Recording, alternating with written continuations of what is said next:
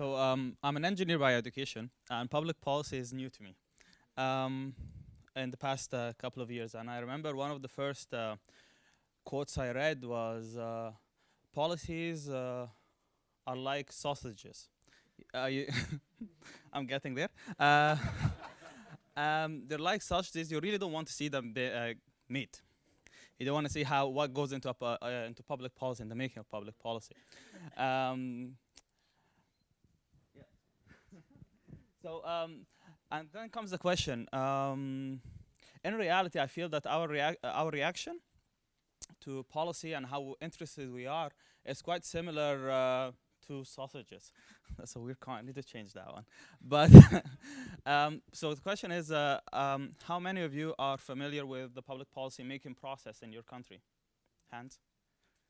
Okay. And how many of you feel that that public policy making process represents you, and you can stand behind the policies that your government representatives are actually taking? Okay, so we have a good zero. Excellent. And that's the whole point. Public policy, by definition, it has the word the public in the term. But how many of us feel part of it? Not much. Not many of us. And that's the big problem. My personal story is quite similar. Back in Egypt, it was exactly the same reaction, although you would feel that maybe in Europe it's a bit different, but no. And it's a different world. It's a different world when it comes to freedom, justice, and the different challenges that we had before the Arab Spring. And we were all quite distant from either the parliament, the government representatives. They didn't necessarily even care that much about it. But then the revolution happened, and the slogan, the words was freedom, justice, and dignity. 3 words, and in that sense, these words became more than just words. They became perspectives, and in that story, words offered the means to meaning, and for those who listened, the enunciation of truth. Something that we all connected with, and many of us started finding our voice, and that's what I was sharing with my colleagues earlier, is that as the whole nation, as the whole of the Middle East started finding their voice and understanding that change is possible, a whole generation of youth also started finding their own voices and understanding where they click and what matters to them. You saw the demonstrations on the news, but you didn't see what happened beyond, what happened under the surface, what happened to the society. All the startup hubs that started, all the art, the music, the filmmakers, the entrepreneurs, the social enterprises. Just in 3 years in Egypt, we had more than 20,000 NGOs that were founded, compared to only 4,000 before the revolution. So scale-wise, you can imagine this whole awakening that happened. And the question that we always debated inside the communities is, what matters for us the most as people? What causes do we relate to? But also, where do we matter the most as individuals, and how can we make a difference in all the different challenges that that we see around the world, and inside our communities and in Egypt in specific? But then comes the question: okay, so who am I, and what am I good at, and where can I contribute? And this links to our story of actually influencing policy and how it actually matters and how we all need to be part of it. 2013, that's the year when Egypt had its biggest energy crisis. So we're talking about 6 hours or 8 hours per day with no electricity in homes. And perhaps that crisis was a blessing in disguise, because finally government listens. Finally, they're looking for solutions. And there is a lot of public pressure is starting to shape the decisions that are being made. Some of the proposals that came out were based on nuclear, coal power plants, and basically oil and gas as well. So fossil fuel, because they're durable, and that's the direction that the government was thinking about. But then again, the people that found their voice, understanding that a decision that the government would make would affect their lives, there was a huge movement that started picking up.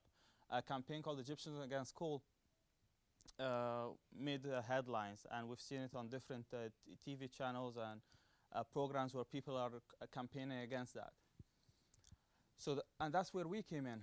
Myself as an engineer, a couple of friends that are in media and in political science, so we all came together and started working on what alternative scenario is possible. And that's when we started a campaign called 80 gigawatts, when we do, for a whole year, we were building different models for the future for Egypt 2030. What are the different possibilities for energy mix? What are the technology limitations? How much will it cost? What about job creation? What about the environmental impact? What about the health impact? So all of that came together. And then it's not just a Twitter storm. It's not just a protest. It's not just words, but it's actually evidence-based work, evidence-based recommendations that you can actually take to the table when you're talking with government representatives. It wasn't done in a closed room, but we actually had technical workshops, civil society workshops. So a lot of input was gathered in it. Finally, there is, in a way, a small piece of public participation. An important message here is none of us was an expert about energy modeling or like even electricity as a whole, but we all had our small pieces. And then we all came together with our small pieces and created this mosaic of what could happen and and how we envision the future of energy in Egypt. Now we're starting our second stage of the project, which is about spreading the awareness between the civil society and taking it again to the next step of lobbying with the government. And that's the message that I would like to leave you with: the importance of knowledge and how knowledge is power, and how you can link that to your proposals. And every single one of you is passionate about a specific issue, about a specific topic. So it will be environment, deforestation. We've heard a lot of different cases here. But then, if you really want to mobilize wide-scale change, we need to get involved in policy. And like, oh, politicians, right? That's what we all say. But that's the whole point. It has to be us, the ones that say, no, I don't want to be involved with politicians. Oh, it's so boring. That's why it has to be us. And we need to do it in the right way.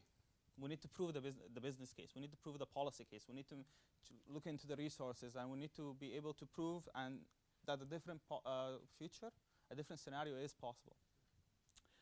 And that is my calling. My calling is to all of you is let's bring back the public into public policy. Thank you. Okay. Thank you very much, Mahmoud. Your story about sausages reminds me of school. When at school dinner time, school lunchtime, we had a choice. We could either have sausages or we could have sausages. So it feels to me that's a little bit how we experience policymakers making policy for us. And to me that raises a massive, massive issue about power. Power and entitlement. I think one of the most important issues we have to engage with is how do we constrain entitlement, not simply amongst those who rule us or even rule us on our behalves, but within ourselves. And that is what Mac McCartney, who's one of the elders of Sen, speaks about in his leadership trainings, that we have to take the twin trail. We have to contain our own entitlement and become what you may have heard of Richard Barrett, who's a leadership trainer in the UK, who says that we have to, the point is not to become the best in the world, but the best for the world. And I'd like to just go back to what you have done in Egypt, and that is, as an active citizen, you have claimed your purpose, and you have said, this is my purpose, and you have taken action around it, which I hugely respect you for. And when we recognise our purpose, then we can also recognise our capability, and we can also recognise our relatedness to everyone that we serve, including ourselves. So I'd just like to thank you for leading the way and giving us all an example of how to relate to public policy as an active citizen. Thank you very much.